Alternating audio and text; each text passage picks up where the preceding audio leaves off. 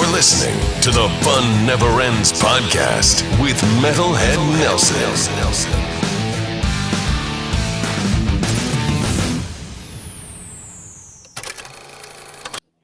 Hey, welcome to the Fun Never Ends podcast. I am your Metalhead Nelson. It's a great day here in the SoCal area. It's a beautiful day for Sunday. I got one hell of a guitar player, a hell of a human being. He is the original guitar player from Dramarama. Dramarama started in 1982. Current members consist of original members John Estelle, Mark Englert, and Peter Wood, alongside bassist Mike Davis and drummer Tony Snow. Welcome to this show, Mark. How you doing? Thank you for having me, Nelson. It's or should I call you Metalhead Nelson? That's probably better. Yeah, I'm doing well. It's great. Beautiful day out on Sunday. I hope you're doing well too. I'm doing great. I'm hoping you're doing well as also, and I appreciate you doing this. Excellent. Thank you for asking me. And you guys got two local shows coming up. You got Canyon and Agoura Hills Friday, December 27th, and then the Canyon in Montclair Saturday, January 4th. You got one other one there. That's December 28th at the Coach House in San Juan Capistrano. Thank you. So you got three shows. Hey, after Christmas, before New Year's, there's a way to start it. And go and spend it with Dramarama. I'm absolutely grateful the band's playing like it is. It's been doing it for close to 40 years. And I mean, who'd have ever thought at this point, though? But it's taken me to some fantastic areas and traveling around and stuff. I mean, you know, stuff like just traveling around the Caribbean and getting paid for it, no less. That's a good thing. Why should I ever go on vacation when I can do that? You're pretty much living the dream, and that's a vacation as it is. Living the dream. Yeah, exactly. You guys got 7 studio albums all together. You guys put one together during 2020 as well. You know what? That one's actually been recorded for like 15, maybe a little bit longer years in there. A lot of that was some of the songs were never made it to other albums, so we just kind of redid them. And it got to the point I don't even know what can't even tell my guitar parts in some ways. You know, there may be other guitar players on it. I can't tell, but it doesn't really matter. I spent one weekend doing nothing but tracks, and that was insane. Oh, wow. By the end, and I was playing before that, or I might have even been recording before that. So it's like at that point, it's all tapped out. Oh man, I want to talk to you about one of your who are your biggest influences and musicians that have changed your life from when you first began with music and playing guitar. They're all based in the 60s and 70s. Sorry about that. But Frank Zappa is an obvious influence there. Even now when I listen to his records today, I think this stands the course, taste of time. I saw him once at the Capitol Theater in New Jersey, Passaic, New Jersey, early 1980s. So that was a big plus experience. Pete Townshend's another one. David Gilmour, who just came around, but I didn't get a chance to see him, unfortunately. And Jimi Hendrix, of course. I think it's just, if you play guitar, you cannot help but be influenced by Jimi Hendrix. Love Jimi Hendrix, love David Gilmour, Frank Zappa, everybody. Pete Townsend. See, I wore this white T-shirt today just in honor of David Gilmour, because that seems to be a stage wardrobe. It's that and the blazer that he always wears. Exactly. But you know what, though? I saw some of the video of the last tour, and the guy still got it on guitar. I mean, he's incredible. I can't believe how well he plays. He was on, I think it was Fallon or Kimmel this past Thursday. Right. I think it was Fallon, and that was amazing. Yeah. Yeah, it's great, man. Roger Waters left, but I'm glad David Gilmour brought it back from being so dark, which a lot of those later Pink Floyd albums were, I think. I think I Final caught Cut. him. Yeah, I don't think the Final Cut should have been called the Pink Floyd album. I think it should have been called Roger Waters. The last time I saw David Gilmour was the Rattle That Lock tour previously before this, at the Hollywood Bowl. That was amazing. I'm sure it was probably similar to that in some ways. Yeah, it was similar. It was similar, but oh man, what an experience that was. Yeah. So, I want to talk to you about at what age did you start playing guitar, and do you remember what was your first guitar when you got it, and the first song you ever learned? What's interesting? When I first started playing the guitar, it was 1968. I noticed distinctly because actually, it was right around that time there, and it was this guitar right here, actually. This is a Depression era Dobro from the 1930s. Oh, wow. Yeah, it's been in my mom's family, actually. Oh, wow. And it was my uncle, Romy, who I never met. He was a farm kid in northern Maine, and he bought this out of a Sears catalog. Oh, wow. And there's a photo of my mom playing it in the 1940s. My uncle passed away in World War II. He died on a mountain in Italy, fighting, the good fight as it was. So, But my mom learned it somewhat. And the thing is, she learned the best she could. Back then, I guess if you're a woman, you were either a nun or a nurse. My mom took the path of a nurse, and she played it for us kids, this guitar.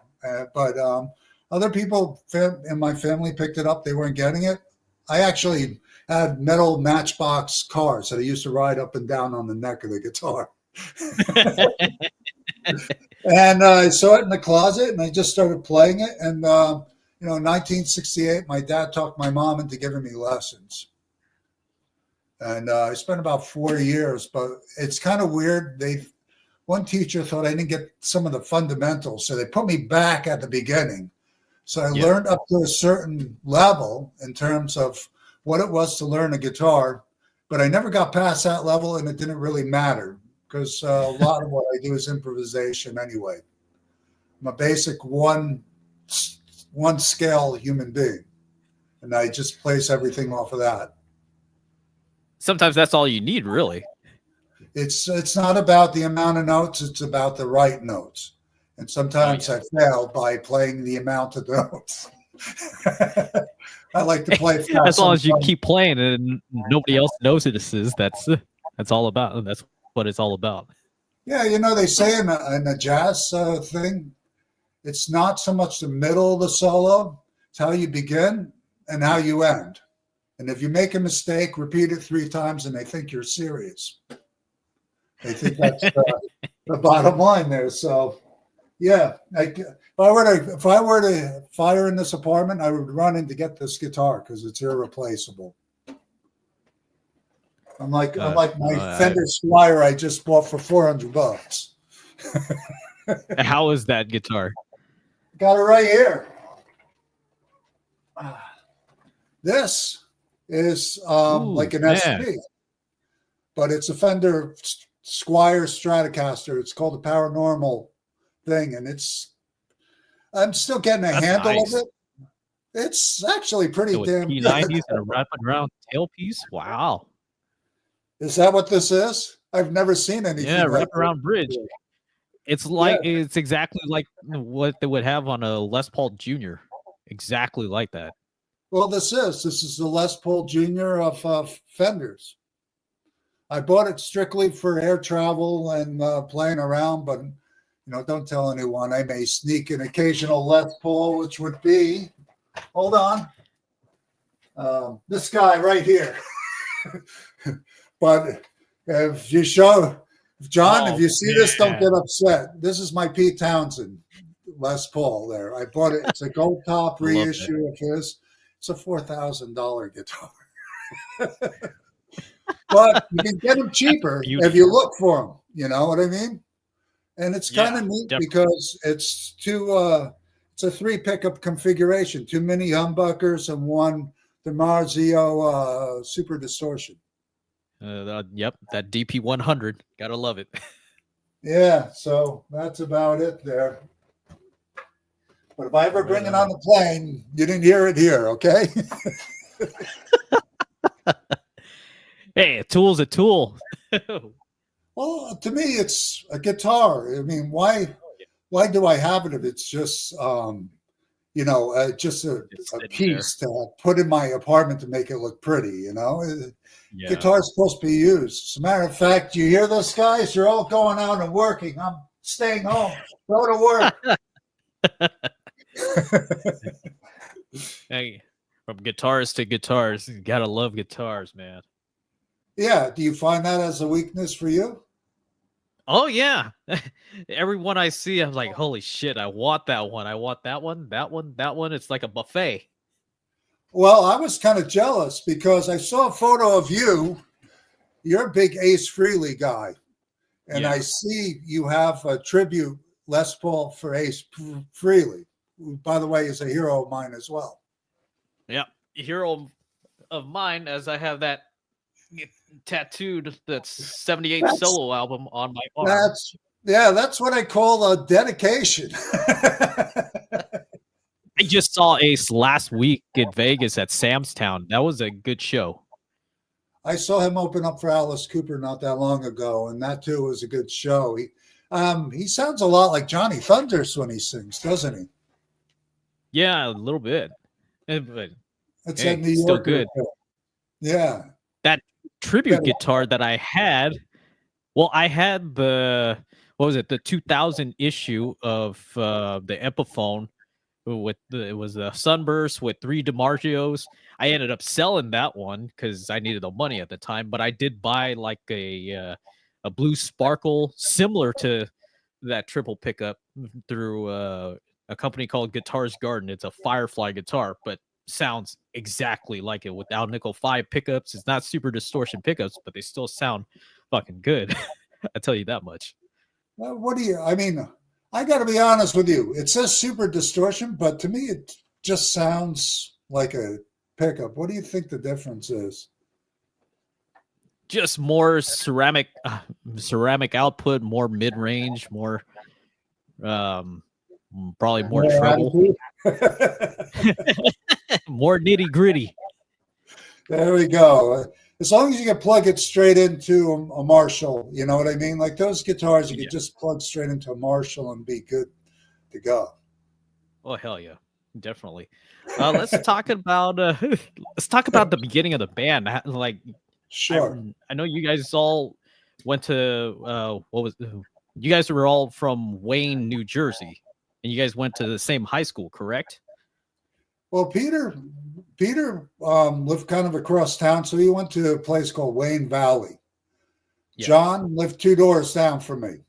I knew him when my first memory of leaving the house, I was 3 years old, and I would go over to his house, which was 2 doors down. Back then, parents would just let their kids out. It was Mayberry RFD, along with the air raid sirens that would occur at 1:12 p.m. But John and I went to Wayne Hills. Chris Carter went to Wayne Hills as well. And a couple of the drummers that we had, I say a couple because there were a few, went to Wayne Hills. But yeah, that was about it.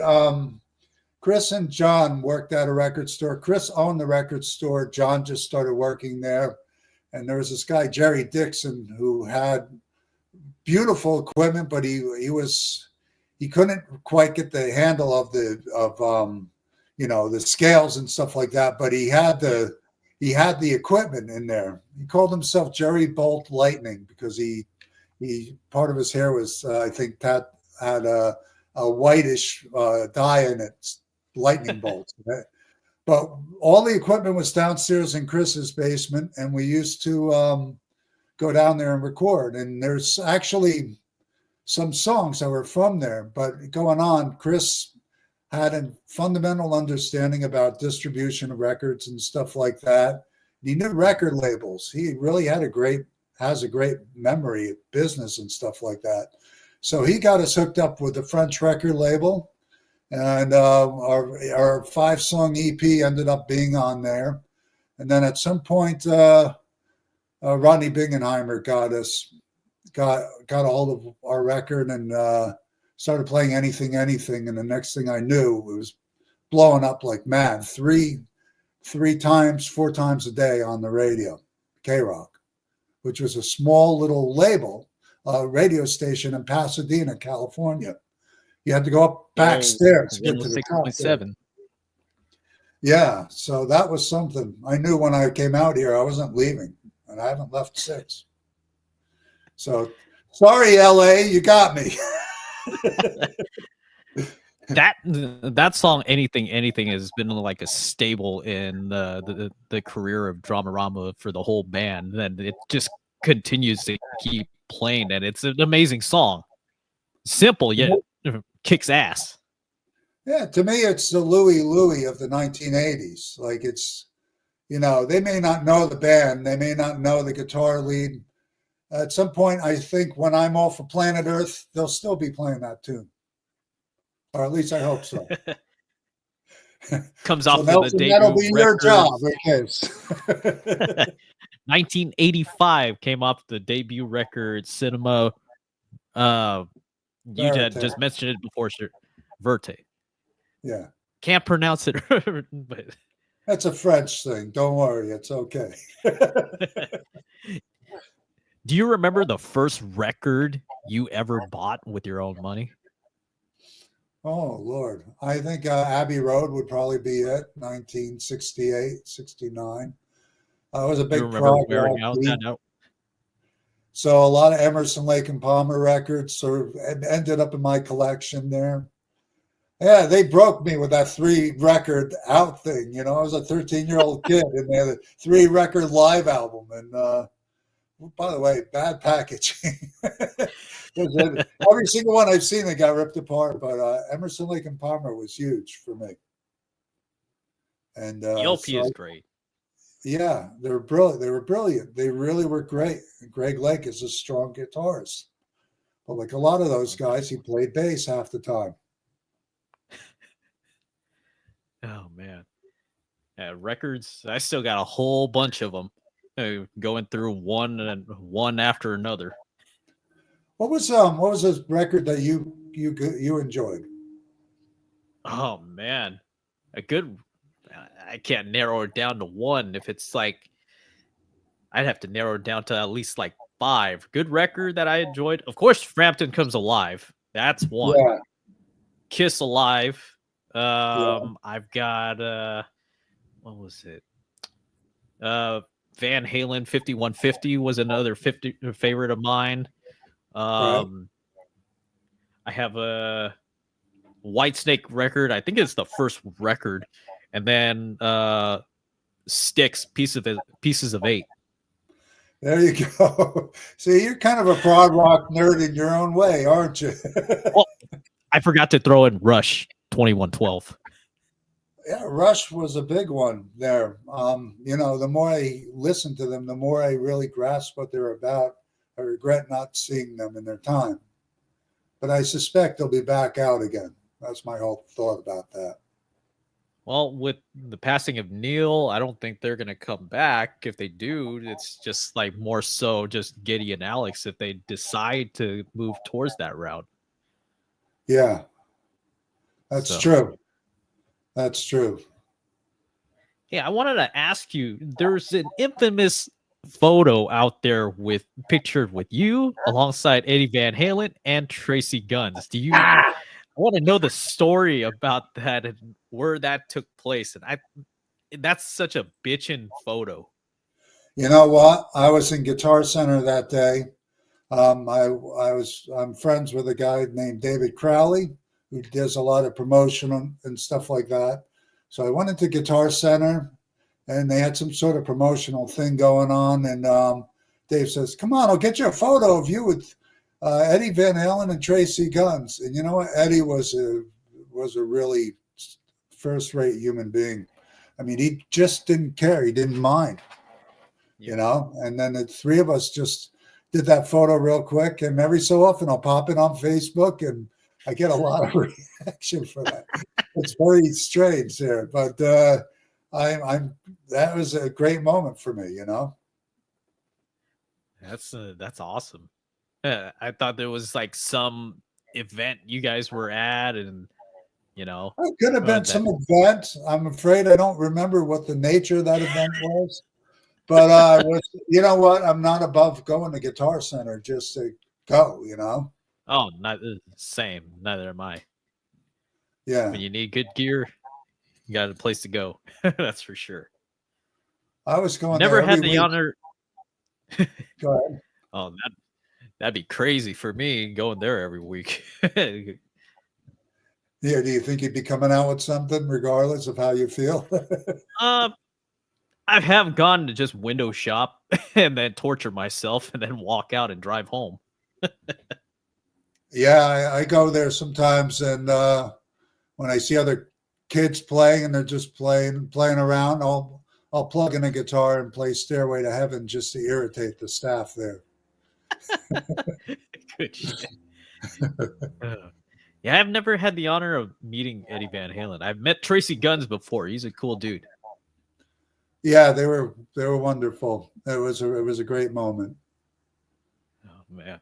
Let's talk about like when you guys would tour. Like, what was like what were some of the favorite places that you got to travel to, and some of your favorite like venues that you got to play that you wouldn't mind going back and playing those places? Well, Nelson, I got to go back to when the original band was together, because we toured in a way that you would think that that's how it should be. We had the charter bus, we had the whole thing, and you know, we just kind of got in a bus and we'd be gone for 3 to 4 weeks, and you know, there was so much beer. I think I took a couple cases of beer out, and there was still a case of beer left in the bus. So my first memory that I would do again was France, because we're out there for like 2 to 3 weeks. And I saw France in a way you would never think of seeing it. And Switzerland was part of it. Germany was supposed to be part of it, but that got canceled. But I ended up spending an extra week in Paris. They had no choice but to put us up in a hotel. So on that luck, walking around, I saw where Jim Morrison was buried, you know. Yeah, you couldn't help. You just go to that graveyard and there's signs written in chalk, Jim, this way. It's not even the full name. It's just Jim. And it's like, oh, okay, it could be Jim Morrison. Who else would it be? That was interesting. That was a great time. But that was in the back of a meat wagon. Means the sides of the wagon, sides of the van, were you couldn't even see out. You could either see the front or the back.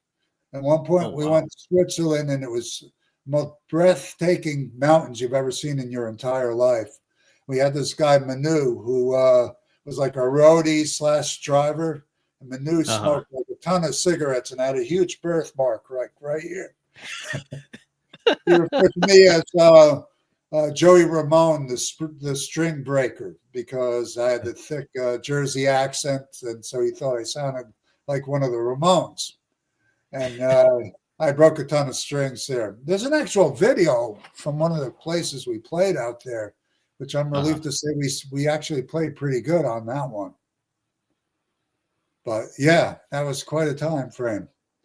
So there's that, and there's last about 2 years ago, we played a cruise in the Caribbean, 10 days, just going out. Like I had never been to any of those places, so that was pretty cool. There wasn't much to it, but we were part of the crew. You had to do How'd you like doing the cruise comparing to just like going from city to city? Cruise was great. The thing about that was you had to settle down to the fact that you had to remain in the moment. You know what I mean? Like I would sit on the deck and watch the stars at night because there's no light pollution or anything. And I've been getting kind of involved in astronomy and outer space and all that. So just sitting out there for at nighttime was amazing. And then we got to play a couple of things, although truth be told, leaving the last island to go back and being there 2 days later was like, oh, the relief of it all. It's going to come to an end, but I would do it again. That's the whole thing. Cancun was another one, but unfortunately that was COVID. So if you got hit with COVID, you're going to be out there for multiple weeks in Mexico because you weren't allowed to go over to the States. But it was a 5-star resort. You go there, you eat, and the gig itself was not that great because it was like everything. I blew up a Marshall. So halfway through, I blew up the Marshall, and like no one's doing anything. So I said, dude, give me another head. So they disappeared for a little while. I plugged my pedals straight into the PA. So you know how it's like you plug straight into the tape recorder. Yeah, it's had that. Yeah, you plugged right into the DI. But the gig itself wasn't that great. We ended up going on a couple hours late, and everyone was drunk. They had been in the sun all day, so they were all leaving and stuff like that. But the cool part about it, we're in this place called I forget what they called it, but it was a secluded house on the beach. And the guys from the original MTV were there. So we're hanging with them, partying with them. So that was fun. I got to see Howard Jones that night. He was great and everything. That's awesome. Yeah. How about that Lost 80s live tour that you guys do with like all these other 80s bands, Missing Persons, and Gene Loves Jezebel and all that? Gene Loves Jezebel hasn't been on as much lately, but they have been on from time to time. The Lost 80s helps us get around a lot of places, and if we're going to talk about a favorite place, I did them with them. It was Hawaii. I was at the Aloha Tower, and I got to play for like 40 minutes. And I think I got very drunk at the end because I sat in with Juan in Rome, but I was pounding the beers at that point. I was just so happy to be there. And I was there for 5 days. I had a hotel room overlooking the ocean. There you go. And so that's what I mean. It's like, holy shit. I mean, all I got to do is play guitar and I get all these great things. Bring it on, you know? Gotta love Hawaii, man. I do. It's one or twice I've been there. I need to get back out there again. Yeah, I've done it 3 times. I gotta go back out there again. I was envious when I saw the photos you posted on Facebook. Like you're just hanging out there. That's like, oh, this lucky bastard. And the first time I went was for my 30th birthday. 2015, 2016. Went out there and I stayed 12 days. I flew back on 4th of July, which was a mistake. Too many people on the airport? No. Yeah, it was just like, oh man, I have to go back to work the next day. I should have flew back. Maybe I should have taken an extra day off. But hey, it was all worth it. It's all worth it. Just living life like a local and just enjoying it, you know. Yeah, well, there you go. There you go. Did they mistaken you as a local out there? A few people did, especially when I went to Hard Rock. The guy gave me a local discount. I'm like, okay, cool. Yeah, I'm a local now. I'm locally here, so. Yeah, I felt like a local. The last time I was in Hawaii, I stayed at a friend's house, slept in his living room, and it was just the most peaceful place there. That's the whole thing. Yeah, definitely. Were you on Oahu or were you on Maui or? Oahu. Oh, yeah. Same exact spot. The city of Honolulu. That's pretty much where I was at. But I had a car rental and stayed at this place. I could just park there, you know, like hotels. Yeah. They charge you an arm and a leg to park. Oh yeah, definitely. You don't have to worry about that. Yeah, that's for sure. So after the band disbanded, you did I'm sure you did a number of projects, including A Hatful of Rain. Right. Can you care to talk about that project? Yeah, that's with my friend John Lowry. He lived in Portland, Oregon. And so I decided to take a leap of faith and go move to Portland, Oregon for 6 months. We're going to start the band and get things going, but a number of mistakes were made along the way. And you think, I got the knowledge, so I can do this. I don't need anyone. But it wasn't like that at all. We put out a record. It's sort of, I listened to it. It's okay. It's got some good moments and some not so good moments to it. But there was a song that was called Devil's Something or Other. And that one was getting played on the radio. Like it was picking up traction. But for some odd reason, we're like, oh, it's kind of cheesy. Let's not throw it on there. But it should have actually been on the record. So that was a mistake. And it shouldn't have been as long as it was. That was the whole thing. But you don't know. The hindsight is 50-50. The big plus on that record, though, was Courtney Taylor from Dandy Warhols. He was somebody who I met a few times out there.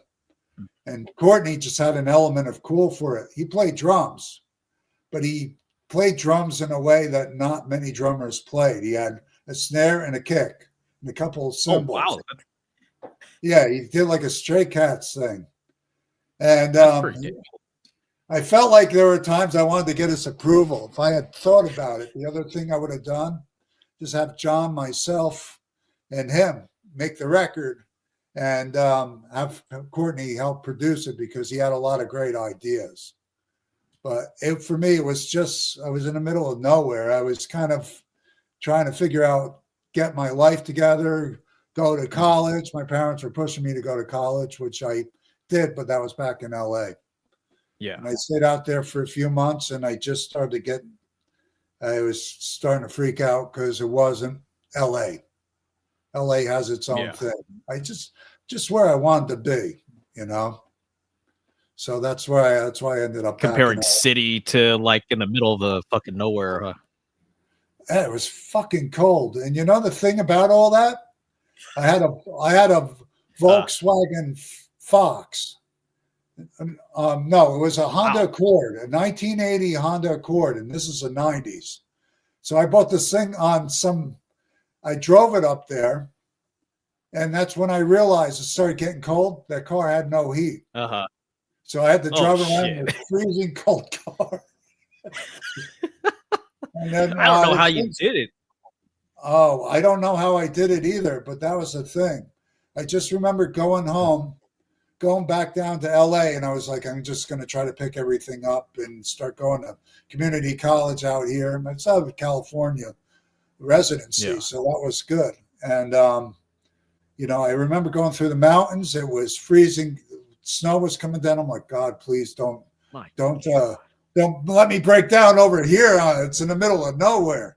And I had the Miles Davis cassette on, and that thing kind of kept me going there pretty much. That's all I remember of that. And then you guys got back together shortly after that whole thing with the band's reunited thing, right? Well, before that, it was John Easthill. It was just John Easthill. We were his backing band. Yeah. And that's when the formation of the current Dramarama was in there. Mike Davis worked with John at Album Network, which is a music industry magazine. And Tony Snow was a drummer we met through a guy called Chuck Bernal, who's like a promoter now. Mm-hmm. And Tony, that was a formation of it all. Chuck kind of went off and did his own thing. And Mike kind of came in at that point there pretty much. And then the bands reunited, brought the original band back together again. But, it's kind of like people you were in a situation with, but then everyone kind of broke apart. Then you get back together and you realize why it's not the same. It's just not working the same. So. I understand that. Yeah, I'm sure you do. It's pretty much the same kind of stuff there, pretty much. So I think Oh, go ahead. Dramarama's, if you have a namesake like Dramarama, you can get better gigs that way. So that's why we started going back to the name. And it was mostly the original guys. So what were you about to say? I was about to say, I still remember the first time I saw you guys. It was Huntington Beach Music Festival. I think it was like 2015. It was that Yeah. one. It was a 2-day thing. You guys played the first day, and then you got to play with Jack Russell's band along with the Iron Butterflies guitar player. Yeah, Mike Panera. Mike Panera. That was a fun 2-day thing, and it was hot. Yeah, well, it was. And it was kind of a strange festival. But, the first day we were more within our element, the Dramarama. That was the 80s bands and stuff like that. Yeah. 70 bands were more about perfection, and they'd have these big, they were like the size of you, guitar effects, and they'd go up and play their trademark lead, but then they'd go over and turn the knob like an inch one way or another, and then they'd play it again, and I was thinking, God, we are a strange bunch, lead guitarists. But Jack Russell, that was an amazing experience, but it was kind of hard for me. It's not what I'm used to in terms of a style of it. But and they were more technical with their chords and stuff like that. Like I said, I'm kind of more homegrown. Very but simple. But then Mike Panera was more my speed, and Ride Captain Ride, there was nothing to it. That's awesome. Yeah, so I was glad to be able to get both of those experiences going. And by the way, Jack Russell's Great White was at the cruise. They were on the same cruise with us. Great band. Great band. I got to see those guys so many times. It's like they were amazing. Yeah. Yeah, well, they've been through a lot, but they've managed to kind of keep it going there. That's a good thing. And why not? Oh, yeah, definitely. Rest in peace, Jack Russell, that's for sure. Rest in peace. He was a nice guy. My impression of him was that he was like a country and Western guy, like the kind they write legendary stories about. I had the pleasure of meeting him. He was great. Merle Haggard is on the bus. He's drunk and, he has a shotgun that he pulls out. Not that Jack Russell would do that, but it was kind of like that. You can tell he lived kind of a long life there. So, oh yeah, I was sad to see him go, but health is health. Yeah, definitely. Do you have any like crazy or funny road stories that you wouldn't mind sharing? I don't know. That you remember? See, I think that would have been much earlier, because more of the original band. Because as when the next band got back together, it was more business as usual, that kind of stuff. And that's when I kind of stopped drinking. Pretty much was right around that time. But original, I think going through Europe on a car van was some crazy moments there. I think alcohol kind of played a factor involved in it. Actually, I could go back to the beginning with Oakwood, where we were staying at we had gone into town and we were just learning about, the band stuff. And there was Dancing with the Hits or Dancing to the Stars or whatever that show was. And Dancing with the Stars. Yeah, we had a motorbike. So we were riding the motorbike up and down the hallway of the Oakwood there. There was Potsy, who was hanging by the pool at Oakwood, and he's reading about, back then you didn't have the internet, so he was reading on the newspaper about which stocks were available there. There was there's this guy, Joe Burke, who we met at the downtown LA. It was like the second show we ever did.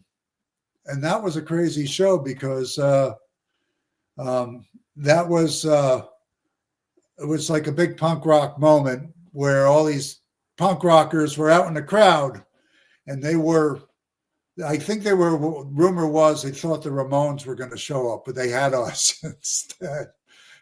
So there are all these water barrels protecting the front of the stage, and the first thing they did, they knocked down all the water barrels, and then they pushed up towards the front of the stage, and I'm sitting there on my chair because they had me in a chair. I was too animated on stage. I was wearing a tucked shirt and a bow tie, and I'm sitting on there, and I'm thinking they're gonna kill me here. And all of a sudden, all these cops started flying around over the front of the stage, and the guys were freaking out because we're videotaping, and it was getting the crowd more going. And somewhere there's a videotape of it, and the guy's like yelling at the guy videotaping, like, "You got to stop doing that. You're getting them all riled up on the front of the stage." So there was that, and then there was the one time we were playing at this one amphitheater in I forget where it was, Illinois, or maybe we'll say it's Kentucky, maybe, and Pearl Jam was opening up for us. Oh wow! And when they first scheduled it, we were the big ones on campus. But by the time it got to the show, Pearl Jam's first album was out, and they were selling like 1,000 copies for every one of our records, 1,000 copies of their record to ours. So they got the thing worked up, and they got the crowd worked up. And then we finally came out, and all we could see were the shoulders of people leaving. That's awesome, man. Yeah, I mean, it's just rock and roll. It's business. There was no offense. It's just how it was. Yeah, definitely. And you also have an EP that you came out with in 2021 called "Once More You'll Be in the City of Angels." Yeah, I wrote that around. Sometimes writing for me is therapy. I don't put out records to try to sell to the masses because I don't know what the hell I'm doing. Once I make them, I just put them out. But that was with all the rioting going on in LA and everything like that. I actually have a studio, which, in that one, I took drum tracks from another song, and I just decided to write a song around it. And to tell you the truth, I did such a good job, I can't remember what the old song was that I used it from. But it's a lot of work to get a drummer to come, and you got to go to the drummer's house and set it up. My studio is portable, so I can just go record drums anywhere. And I produced people along the way. But that was that. The last song was actually from an earlier record I did, but people like that song so much that I kind of put it on. Now it's just an acoustic song, and it was just my thoughts about going to New Jersey to play at that time. Right. So yeah, it's a good EP. I was listening to it, and I enjoyed the hell out of it. I forgot to send you that. Oh, good. I know you're a busy guy. So whenever you get around to it. Yeah. Oh, all right. Well, we're going to go ahead and wrap up this interview. Is there anything you would like to add, Mark? Yeah. A studio, Fat Boris Studio, is back out again. I've been, I work with different songwriters. I produce them. I'll play on there. And, sometimes if they have a place to set up, I'll go to the house, and like Tony Snow, I went to his house and set up a couple microphones, and I take over their office in the other room and stuff like that. So if you're interested and you're a songwriter and you want to get some, maybe have a studio place to go to, feel free to look me up. I'm either on Facebook, or you can write to me, haljulikakak@gmail.com. It actually stands for how'd you like a kick? I was trying to figure what that meant when you sent it to me. I'll put it in the link in the description for everybody. It's not a Hawaiian email address, although some people have thought it was. By the way, Nelson, I didn't take the time to read it. And Kate, you're coming out to the one show. Remind me if I don't get you the CDs out in time, because I tend to get busy and I tend to forget. But text me and remind me. I'll bring them there. I'll meet up with you. Oh yeah, I'll be there in January for sure. I'll be there probably early and just hang out probably while you guys are sound checking. So Go ahead. Any bad notes are not mine, okay? all right. I want to thank Mark Englert for being on the show. I appreciate you very much, my friend. Catch Dramarama at the Canyon Club in Agoura Hills on December 27th. 27th. Coach House in Capistrano the 28th, and then the Canyon Montclair in January 4th. And then you can go to dramarama.com and you can find wherever else they're playing as well. Nelson, just from me to you, thank you for your years of friendship. Appreciate it. I appreciate you, and thank you for your friendship as well, man. All right, brother. Have a great day. Thank you. You too. All right. This has been an episode of Fun Never Ends Podcast. You can go find everything on funneverendspodcast.com or just search Fun Never Ends Podcast. Like, subscribe, and we'll catch you next time around. Thanks. Bye. Take care.